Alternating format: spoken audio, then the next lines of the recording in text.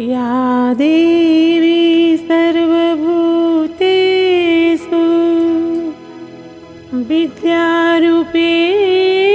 संस्थिता नमस्तस्यै नमस्तस्यै नमस्तस्यै नमो नमः।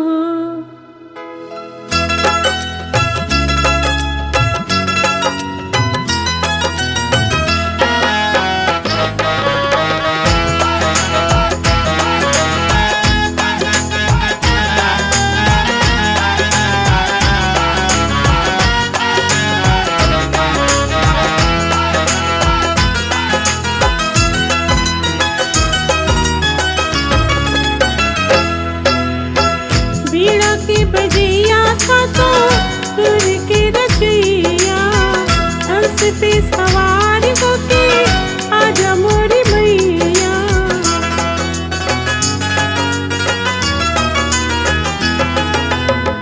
बीड़ा के बजैया खातो सुर के रचैया हंस पे सवार होके आजा मोरी मैया। बिनती हजार करताली सुनो मैया शारदा भवानी।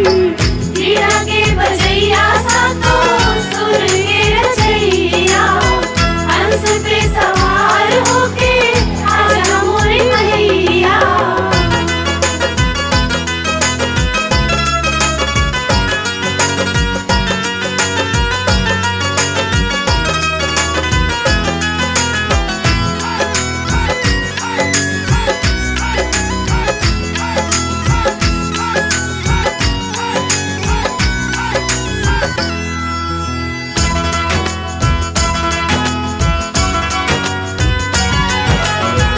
जेकरा पे मायरा कृपा हो जाला गुनी और ज्ञानी बन के जग में पुजाला।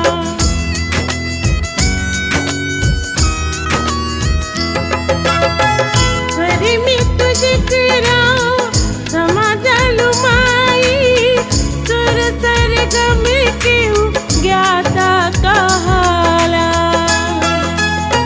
बुद्धिहीन बन जाला ज्ञानी सुनो मैया शारदा भवानी। बीड़ा के बजैया सातो सुर के रचैया हंस पे सवार होके आजा मोरी मैया।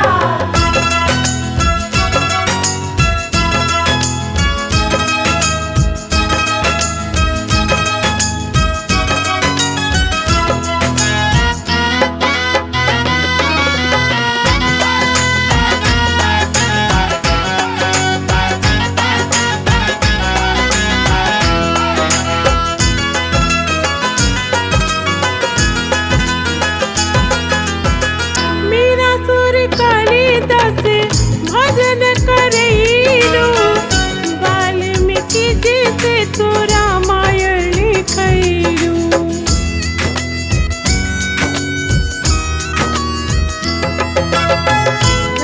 रामचरितमानस के दिहल रचना दास तुलसी के जब तू मन